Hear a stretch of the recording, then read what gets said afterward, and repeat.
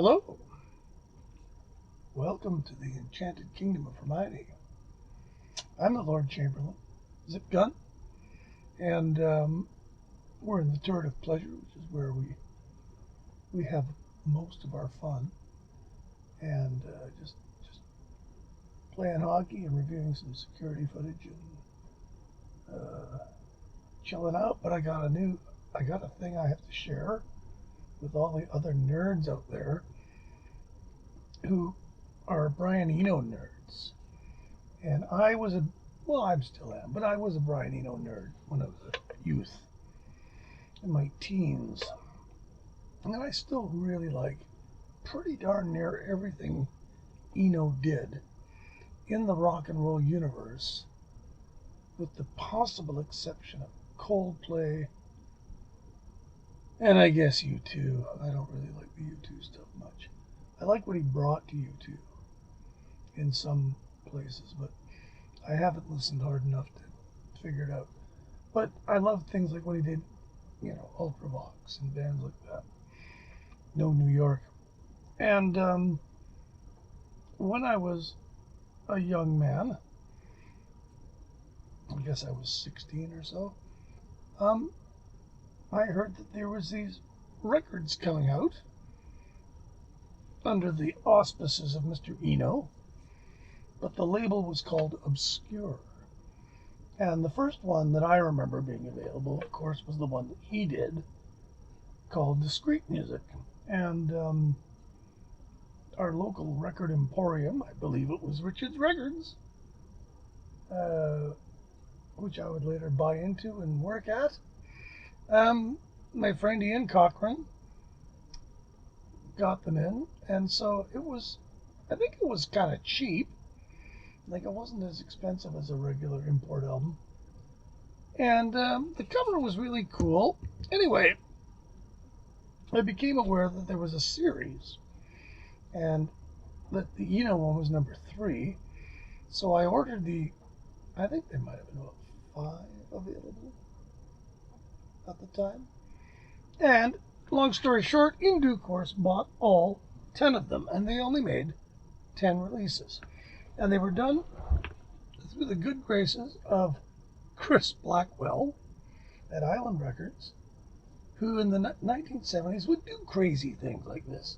And I don't know exactly what the mandate was. It was apparently Gavin Bryars had quite a lot to do with the way this label kind of was created. And he, I don't know if you want to say he was the nursemaid. And it's great. Gavin Bryars actually lives or lived, I'm not sure which, just down the road from here in Machosen. And I've actually bumped into the nice man and chatted about his jazz trio with him. And he's a good guy, but he writes some great music. And he kind of, I don't know if you want to say he curated this. Anyways, this is a release by a label called, what are they called again?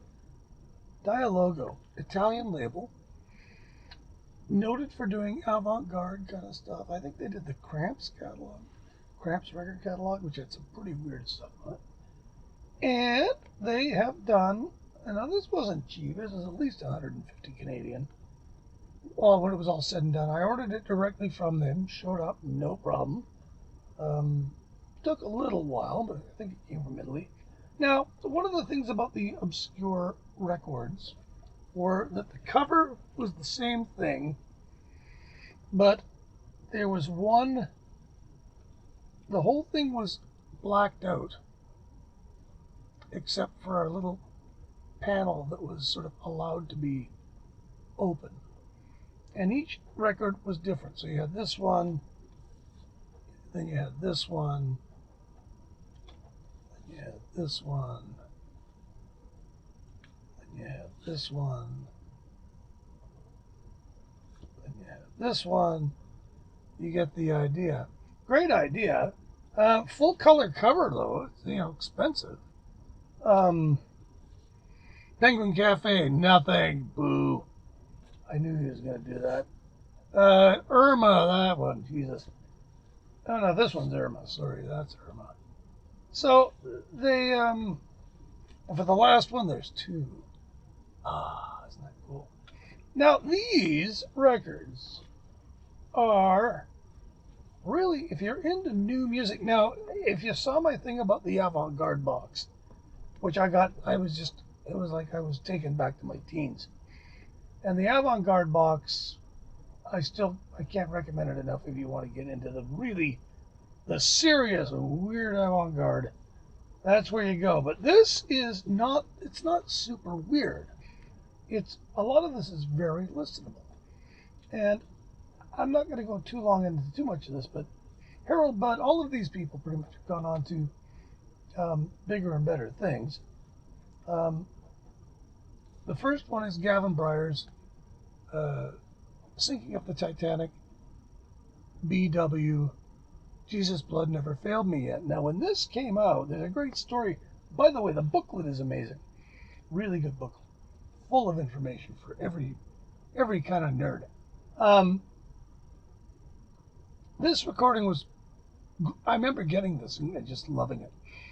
Apparently the first, Chris Blackwell apparently phoned them up and said, "What the hell have you given me here?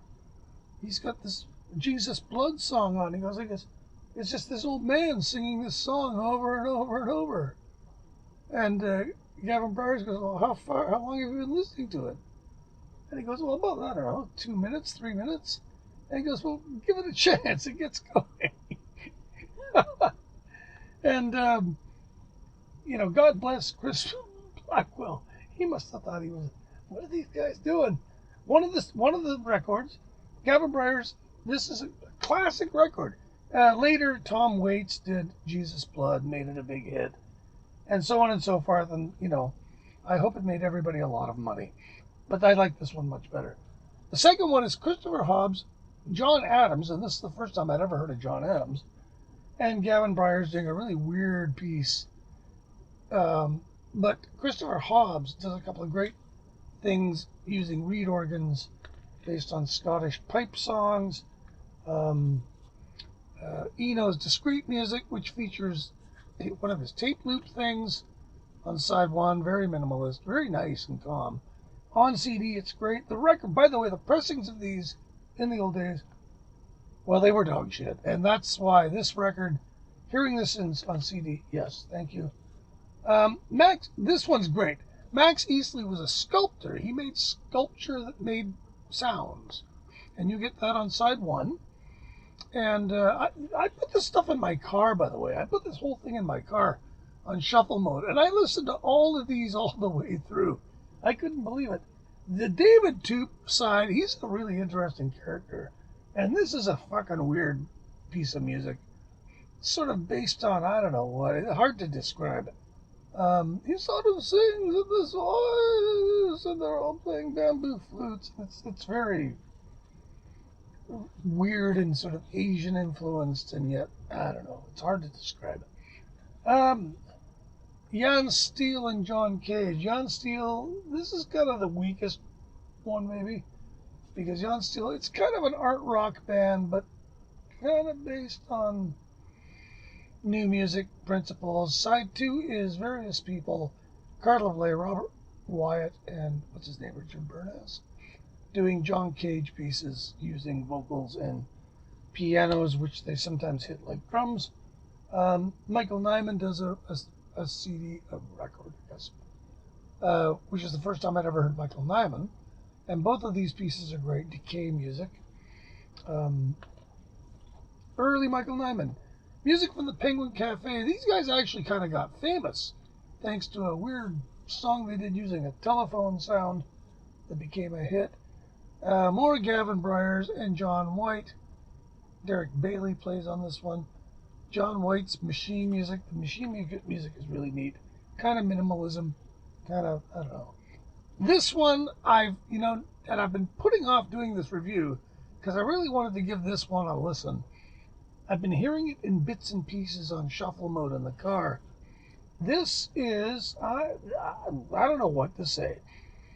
It's all over the place. It's completely weird. there's some kind of tie-in. If you look at that and think of Starless and Bible Black by King Crimson, there's something going on here. I'm going to listen to this. I might come back to this at some point. And then number 10 is Harold Budd. And this is the first time I ever heard Harold Budd. Beautiful, dreamy. Oh, man, it's amazing, this record. There's a song on it called Juno.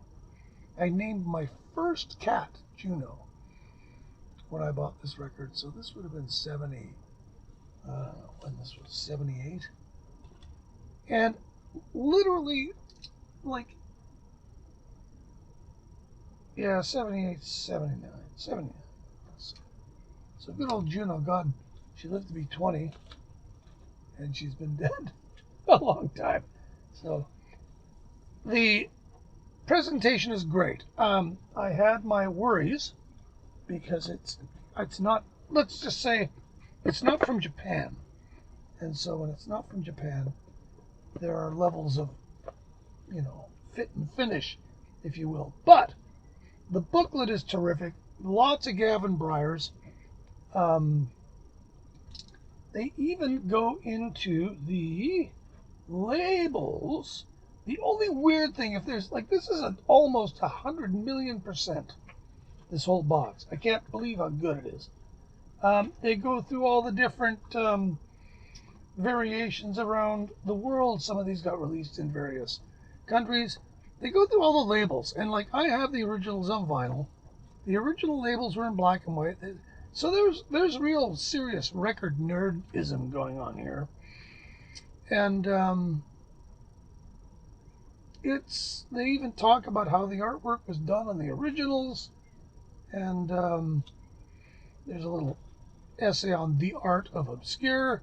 And the only thing is, again, I'm not sure why this would have been the case. All the CDs are in little slipcases, but the CDs themselves don't have the Obscure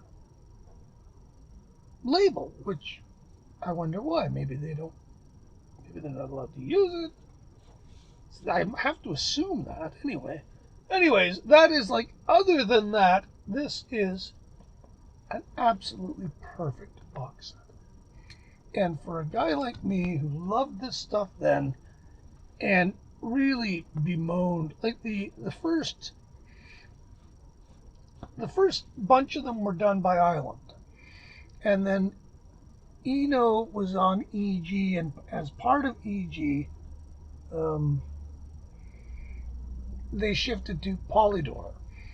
And Polydor pressings, I seem to remember, in Britain at the time, were considerably better pressings than the Island pressings of the time, which could be really lousy. And so the pressings improved. The Harold Budd, the last one I've got, is a Polydor pressing, and it's good. But I mean, the CD tidies everything up to the point where it really helps this stuff out. I can't recommend this highly enough. If you've heard of these, or heard one or two of them, and just wondered, I don't know how many of these they made. I'm sort of nerdy and kept the shrink wrap on because I wanted to keep the hype sticker, but this and the Avant-Garde box set for me was like 2 Christmases in a row. And I can't recommend them highly enough for anybody that's into Eno's work, especially during his sort of first solo phase, I guess you might want to call it. So there you go. Thanks for watching, and we'll get back at you with more stuff. Oh,